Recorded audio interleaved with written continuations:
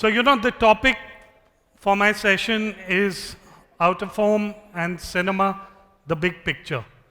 But the first question to ask is, do we think cinema is part of out of home? Because any research, any forecast, any projection, even we at Group M, whatever projections we've done over the years, cinema is never included as part of out of home. And which is very strange, because cinema obviously is not something which you see at home. We are talking about the theatrical experience. And we are doing ourselves a disservice by qualifying them as two separate mediums, simply because we do not give the true estimate of what our industry is worth. In fact, I will go one step further and say cinema is not just part of out of home, it is the largest vertical of out of home. If I just look at 2019 numbers published by Group M in a study, in a report which we call This Year, Next Year, cinema was 30% of the overall out-of-home space. So which kind of, if you look at whether airports or metros or railway stations or any other thing, it was probably the largest vertical. Cinema delivers premium audiences. It's a strange being, cinema, right? Because cinema is not actually just one kind of medium. Cinema includes multiplexes, which are in the South Delhi, South Bombays, and the metros and mini metros. And they deliver, and we've all complained about the popcorn prices. I think Ajay Bijli, the MD of PVR, his video went viral where he was explaining the price, why the price of popcorn is so high. But cinema, or rather multiplexes, and I would like to emphasize multiplexes delivers premium audiences. But single screens deliver huge reach. So it's not just a medium for premium audiences, it's not just a medium for impact, but it's also a medium which delivers high reach and with big blockbusters can give you that reach very, very quickly. And it gives you at scale. The 21 crore number which I'm talking of is just the admits which the top 3 multiplex chains of this country had, which is PVR, Inox, and Cinepolis. And if we compare it to another, and I'm not making this comparison to show one is better than the other, but just to kind of tell you what kind of scale cinema has, it is just these 3 chains delivered 50% more audiences than all the airports combined. If the numbers are wrong, if the numbers are a little way off, you can blame my strategy team. But overall, from a directional point of view, I just want to say very clearly that cinema can deliver premium audiences and delivers these audiences at scale. It's quite obvious, actually, when you're sitting in a large auditorium, which is dark, where there's no remote control, you don't have sounds coming from your kitchen, you don't have too many disturbances, that what you see, you will recall. What you see will make a larger impact. The surround sound, the Dolby system will ensure that you have higher recall. This is a study which we at Interactive did along with Kantar, and I've just picked one category because it's a category very relevant to cinema and out of home both. It delivers 70% awareness, and this awareness is higher than any other medium. And it's not just about impact and recall. Cinema also can deliver newer audiences. Today, television or print or digital may not be able to get you all the urban audiences that you want to target. So for the OTT category, we discovered that 33% new audiences were added, 33% audiences saw the communication of OTT players where they hadn't seen in any other medium. But of course, all these figures which I've spoken about are the pre-pandemic figures, right? For 2 years or close to 2 years, we've had lockdowns, and dare I say, cinema was the worst affected medium. For many, many months, cinemas were shut, and even when they were opened with limited capacity, which kind of affected the kind of advertising which was generated. So literally, we are actually starting this medium from scratch. And which for me is actually the way I look at it, apart from the fact that it almost feels like I've got my youth back because I've spent all my life in cinema advertising, but it also means a new opportunity to shape this medium the way we want to, right? Correct the things, make it up to date, make it relevant in the digital age, and I think the lessons from cinema can also apply to the rest of the out-of-home industry. The first is use of technology. Technology has impacted all our lives. Today, with the use of technology, we can look at targeting digital advertising budgets rather than just play in the 1, 2, 3, 4% that we've been playing in. And some of the examples on how cinema has used technology, I'm just going to showcase.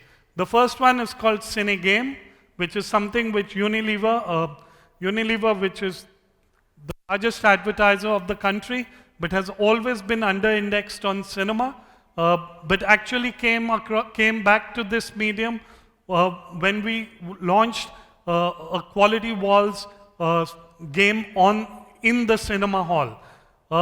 The game is very simple. It's an immersive, interactive experience with players playing at the same time, where your phone becomes the joystick and the big screen of the cinema hall is where you play the game. This has already been done across Scandinavia. It's very popular. More than 50 brands have used this in Scandinavia, and we just launched it in India, across Delhi and Bombay, soon rolling it out to the rest of the metros. This is something which you might have read about recently in the journals. PVR has launched this whole laser projection, where you're not just using the large 70 screen to project an ad, but also using the side walls of the auditorium to communicate the message. So if just that large screen was not enough, it's actually truly an immersive experience by using almost 270 degrees of communication to you. So it started with the auto category, and we already can see as an industry a number of brands lining up. It's not just restricted to this, it's also using as a second screen. A lot of OTT brands, a lot of FMCG brands are using this, where you see the communication and you will be retargeted. In fact, the communication doesn't begin with the ad that you're seeing on screen. Communication begins from the start of the consumer's journey for the whole movie-going experience. So right from the time you log on to the ticket booking platforms to 2 weeks after you finish the movie. So cinema advertising covers the entire journey rather than just being a 30-second, 60-second communication which you see when you're watching a film. Also like I said, we are starting afresh, we are starting from scratch, we are starting from zero. So there are a lot of opportunities of correcting things which were wrong to begin with this medium. The first is measurement. Again, I mean, ever since I've been involved with the out-of-home industry, I've been hearing a lot about measurement, and I can tell you the same problem applies with cinema, which is actually, very bizarre, because it's the only medium that I can think of where the consumer is actually over there. So counting the number of people, what is their profile, gender, is not really a problem. The fact is that this industry, much like the rest of the out-of-home industry, has been sold on perception, has been sold on opinions rather than data. So this we see as an opportunity to change that right now, and the most important is measurement. The moment you have measurement coming into play, a whole lot of the clients' budgets open up, especially some of the new age clients who are very, very driven by ROI, and that is this at this point is an opportunity for us to deliver that to them. Cinema is also a decentralized medium. We are sitting in our offices in Delhi, Bombay, Bangalore, but playing our ads all across the length and breadth of the country. There is absolutely no way to monitor this on a show-by-show basis, which is a big problem. And that is why you find some of the largest advertisers, especially the FMCG players, who want to penetrate into the hinterlands, are very reluctant advertisers on cinema. So today, when we are about to reset this whole medium, it's an opportunity for us to deliver monitoring solutions. We've created a tool called Cinema Audit and Monitoring, CAM in short, where we monitor the top 250 screens of the country across top 10 cities. But if cinema is truly part of the out-of-home industry, there is no reason why the industry body of out-of-home cannot work with agencies such as us to develop monitoring solutions which will benefit not just individual agencies but the industry as a whole. Pre-COVID, the cinema level, advertising level was about 1.3 to 1.5% of the total ADEX. And countries like UK, where cinema going is not even a very important part of their lifestyles, the cinema ADEX was more than 2%. And the one difference that I can see between the developed world and an emerging market like India is the lack of monitoring. So I see that as a great opportunity to bring back cinema. And last but not the least is that the consumer tastes have changed. We've all in the last 2 years gotten used to two things. A, watching a lot of content at home, be it across OTT players. And second, because of streaming services such as Netflix, we've gotten used to watching content from different languages. And that has had an impact on cinemas once they have opened up. So what we found are two very interesting aspects. And we've published a very interesting report on the Indian box office along with Ormax Media, which captures this. The first trend is that South movies are working better than Bollywood. The last weekend, where two big films, Bollywood films, haven't done well, kind of reinforced the fact that today's audiences want to watch good content, and they don't care what language it is in, because subtitles and dubbed forms of content they have gotten used to by watching some of the shows across streaming services. Telugu industry has become bigger than Bollywood, which is not something you could have imagined 5 years back. So it is very, very interesting that today, instead of just 10 or 12 Bollywood films and 2 or 3 Hollywood films, today we are talking about 40 to 50 big films. So which is a huge opportunity for the cinema advertising industry because of that one trend.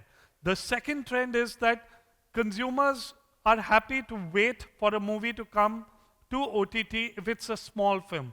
And this is something which has to be noticed by the production houses with the kind of stories they want to tell, the kind of narrative. And this is a trend which has been there in the Western world for the last 10 years.